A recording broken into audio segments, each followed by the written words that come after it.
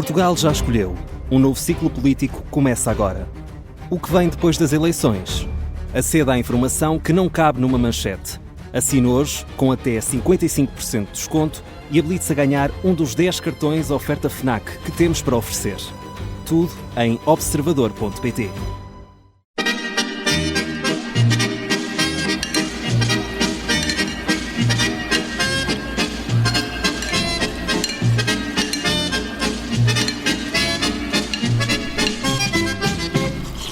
Olá, bem-vindos à Vichy Soares. O meu nome é Miguel Santos Carrapatoso, sou jornalista e editor adjunto de Política do Observador.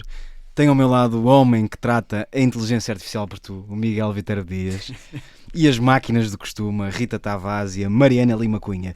É esta verdadeira locomotiva da imprensa nacional que me vai ajudar a explicar uma semana marcada inevitavelmente pelas críticas de Pedro Passos Coelho ao governo de Luís Montenegro e as ondas de choque que se seguiram.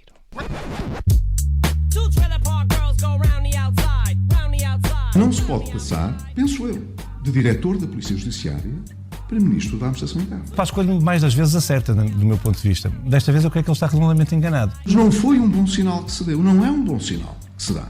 Nem bem nem mal. Há ali alguém a mais. E concordo também. Eu a primeira coisa que fazia era aceitar a sugestão dele e escolher outro Ministro. Não, de todo incómodo. Vamos já fazer-lhe a vontade. Portanto, temos de tentar.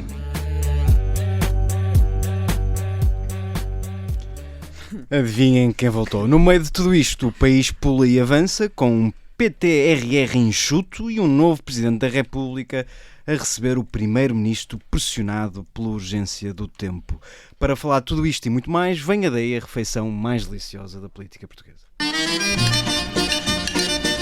Miguel Viterbo Dias, enquanto não és... Um homem agastado. Enquanto não és substituído por uma máquina, aproveitamos aqui a tua presença e participação nestas Vichy Soares. Tenho para ti uma sopa de coelho. Tu não tiveste a oportunidade de deslocar a Lessa da Palmeira porque, enfim, sabemos que estás radicado em Lisboa e daqui não queres sair, mas seguramente terás tido a oportunidade de ver, ouvir e ler aquilo que o antigo... Não podemos ignorar. Tanto que fez esta abertura brilhante. É verdade. Eu estava aqui a rir. Eu estava com alguma expectativa. Eu estava aqui a rir-me porque de facto aquilo parecia o bully no recreio. Foi das tuas melhores instalações sonoras em muito tempo. Como agora tenho a concorrência do Vasco Maldonado Correia, estás mais pressionado. Obriga-nos também a melhorar. Estás como o Luís Montenegro, pressionado. Exatamente. Não, e está como o Rui Rio, picadinho vai melhor. Portanto, para falar de uma sopa de coelho, não tive muito tempo para pensar em nomes brilhantes. Não pediste ao ChatGPT. O que te apraz dizer, meu caro Miguel Viterbo Dias, sobre esta nova aparição de Pedro Passos Coelho, uma aparição violenta? Não é bem uma aparição, porque é mais consistente, portanto não é... Já não é uma miragem em Passos Coelho. Isto já não é só como aos pastorinhos de Fátima. Já é uma semana muito intensa também para o antigo Primeiro-Ministro. Com aquilo que está marcado, são 4 vezes numa semana, umas mais mediáticas, outras menos, e é basicamente um regresso à política ativa de Pedro Passos Coelho, que doravante já não lhe ficará bem dizer que não está na política e não faz política e portanto não comenta a atualidade, não é? Desculpa, disseste doravante. O Vasco fez-te bem. Vê lá se o ChatGPT te diz isto. O Vasco está-te a fazer muito bem, de facto. Mas continua, Miguel. Portanto, voltou à política ativa e voltou o Miguel Santos Carrapatoso utilizou aquela expressão de pôs o relógio a contar, não é? É mais ou menos, eu tinha aqui outra que era quando nós no WhatsApp metemos os áudios a andar à velocidade de 2 ou 2,5 e Pedro Passos Coelho procura fazer isso, que é vejam lá se apressam, se não obrigam-me a entrar no jogo. E portanto fica este primeiro aviso. Agora essa curiosidade que é, se nas próximas, primeiro, se esta intensidade de aparições públicas, de intervenções públicas se vai manter, e depois se vai ser sempre nesta toada, porque Pedro Passos Coelho tem aproveitado muito, os painéis têm-se adaptado muito àquilo que ele quer dizer, que é que sempre fala da reforma do Estado, que ainda por cima é um dos cavalos de batalha de Luís Montenegro, e portanto tem carregado aí para o obrigar a andar mais depressa, e veremos se vai continuar a meter o dedo na ferida ou se vai voltar àquela dinâmica anterior de umas vezes venho para magoar, outras venho só para dizer que estou vivo. Até porque a palavra tem um peso e quanto mais vezes Pedro Passos Coelho aparecer, em Mas teoria... Pedro Passos Coelho também não gosta daqueles que usam e abusam da palavra no espaço mediático. Naturalmente, e estarás a pensar no Dr. Rebelo de Sousa, seguramente, como Pedro Passos Coelho se referia simpaticamente ao ainda Presidente da República. Mariana Lima Cunha, isto deixou o PSD em polvorosa. Hugo Soares, o Rottweiler de Luís Montenegro, já se lançou em termos pouco comuns contra Pedro Passos Coelho, dizendo que o antigo Primeiro-Ministro está redondamente enganado. Há aqui um desconforto evidente no Partido Social Democrata. Sim, acho que isto é daqueles casos para dizer que quem não se sente também não é filho de boa gente, não é? Porque tem de haver um limite para, como dizia a Rita, o bullying de Pedro Passos Coelho não ter resposta e continuar a fingir-se que a paz podre, enfim, que há uma paz verdadeira, quando o que há é uma paz podre com a atual e a antiga liderança do PSD. E eu aqui concordo com o Miguel, quer dizer, nós continuamos sem saber o que é que Passos quer, porque ele não o revela, ou diz que pronto, está enfim, a dar a sua opinião legitimamente, mas acho que tem de haver um limite para as farpas mais vagas, e nesse sentido até é bom que ele tenha começado a concretizar o que é que quer dizer e que está a falar do governo, até porque lá está o misticismo de Passos. Eu suponho que seja à prova de alguma coisa, não é? Não fica para sempre. O mito de Dom Sebastião não deve durar para sempre se ele se continuar a apoiar apenas em farpas mais vagas, em aparições em que não justifica exatamente o que é que quer. Portanto, acho que mais vale de facto ser assumido, ir a jogo de alguma maneira, e assim já sabe. Toda a gente sabe com o que é que conta, Montenegro sabe com o que é que conta, que é neste momento uma oposição ativa de um ativo muito importante do PSD. E eu sinto-me, porém, meus caros colegas de painel, quase compelido a fazer de advogado de Pedro Passos Coelho. Achas que ficámos com demasiada empatia por Luís Montenegro pelo bullying que está a sofrer? Vocês dois estão muito condicionados. Mas é porque ainda não chegaste à segunda parte da minha análise, Miguel. Que é, afinal, Mariana Lima Cunha, este governo está assim tão à altura das expectativas que criou? Era estar à segunda parte da minha análise, que é, além de como nós estamos habituados às tuas intervenções de 15 a 20 minutos, eu decidi acelerar um bocadinho. Passando o abstract da minha intervenção. Não, o que eu ia dizer era, além, pronto, estávamos a falar das quesilhas entre Passos e Montenegro, e eu estava a dizer que acho bem que sejam mais assumidas e claras possíveis. Se possível. A segunda parte é que acho que Passos está a ler bem as ânsias do eleitorado, de uma parte importante do eleitorado da AD, que é o eleitorado que acusa Montenegro de governar à costa, não é? Não é só do eleitorado da AD, é eleitorado dos eleitores como um todo. 60 deputados do Chega podem explicar muita coisa. Eu dizia eleitorado da AD no sentido de, pelo menos, as pessoas que a AD convence não saírem desiludidas e não irem, por exemplo, para os braços do Chega, não é? E, portanto, as formas que Montenegro tem para apresentar neste momento, eu, assim de cabeça, diria que são as mudanças na migração. E parte delas são coisas sobretudo simbólicas, por exemplo, nas mudanças na nacionalidade, que não deviam ter uma ligação direta, mas tiveram uma ligação direta na maneira como foram elaboradas. Temos a reforma laboral a andar pouco, e temos o PTRR, que acho que vai ser uma espécie de tentativa do governo de recuperar um bocadinho aqui a iniciativa política e tentar assumir aqui algumas reformas mais de monta. Não sei se vai conseguir, mas era bom até para tentar baixar o volume a passos, senão o Luís Montenegro vai continuar a dormir mal, certamente, porque com esta frequência não consegue estar descansado. E deste-me um modo perfeito. Rita Tavares, uma sopa nova. Então eu não falo da sopa de colher. Se quiseres. Também queres meter uma colherada. Se há coisa que eu achei Vocês são muito indisciplinados. A coisa que achei divertida nisto foi o facto de o governo, mal ou bem, quer dizer, está desde 2024 em funções, mas se nós formos ver o tempo útil de vida é para aí um ano, não é? Entre eleições e crises e isso tudo. É como a nossa vida. Passaram uns meses. Fica à parte desta minha análise o facto de ter culpa ou não ter culpa, isso já é outra conversa. Mas eu só estranho é que Pedro Passos Coelho apareça a dizer as pessoas estão exaustas, os políticos não querem fazer nada e a exigir a Montenegro reformas.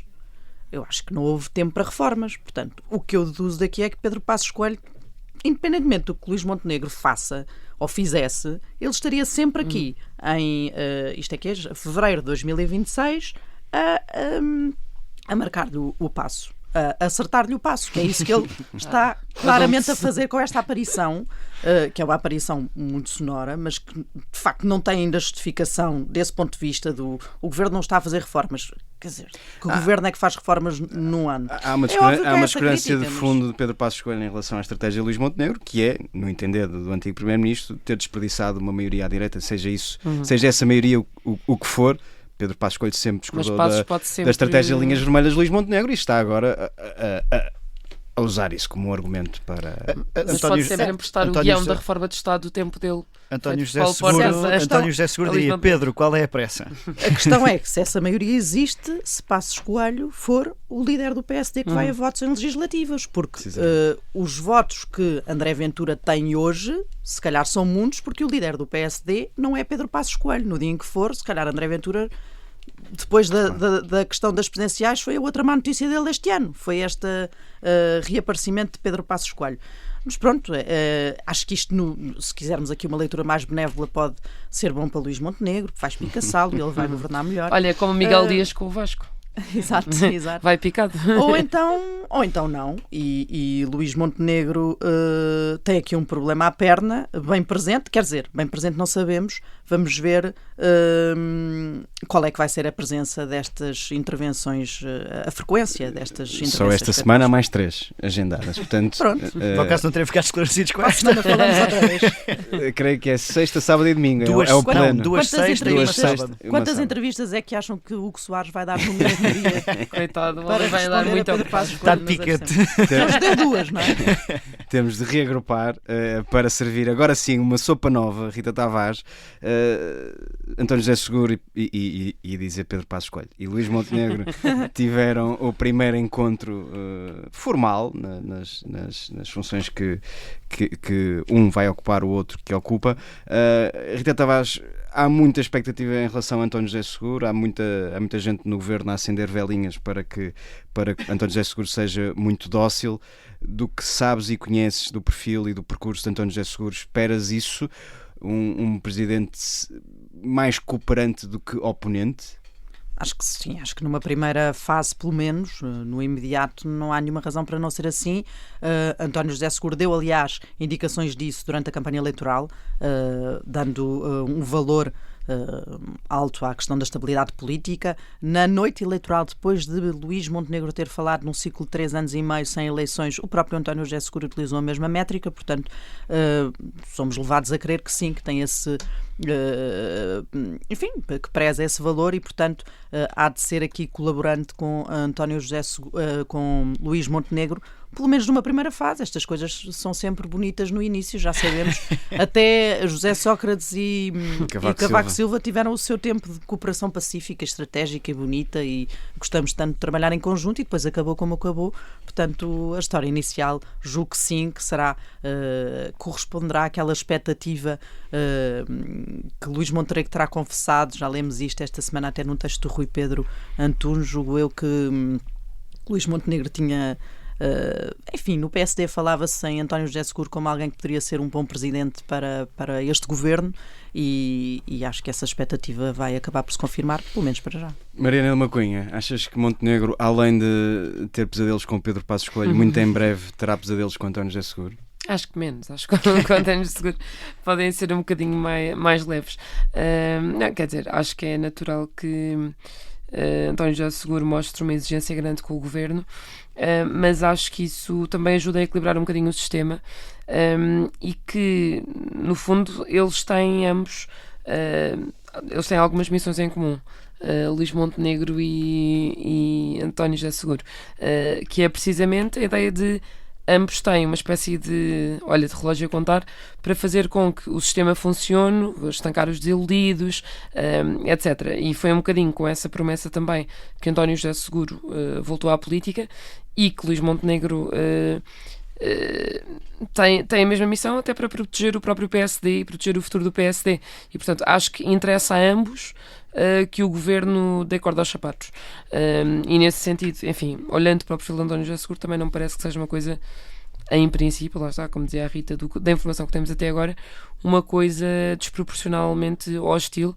Acho que pode acabar por ser útil para ambos a colaboração que podem ter. Miguel Viterbo Dias, eu tinha para ti especialmente preparado uma sopa para discutir e até dissecar o PTRR. Eu sei que tu és um fã de políticas públicas, mas não teremos tempo, portanto pedia-te um comentário sobre esta nova relação entre palácios, que sei que é uma expressão que irrita muita gente porque não existe um Palácio de São Bento, mas enfim... É um palacete.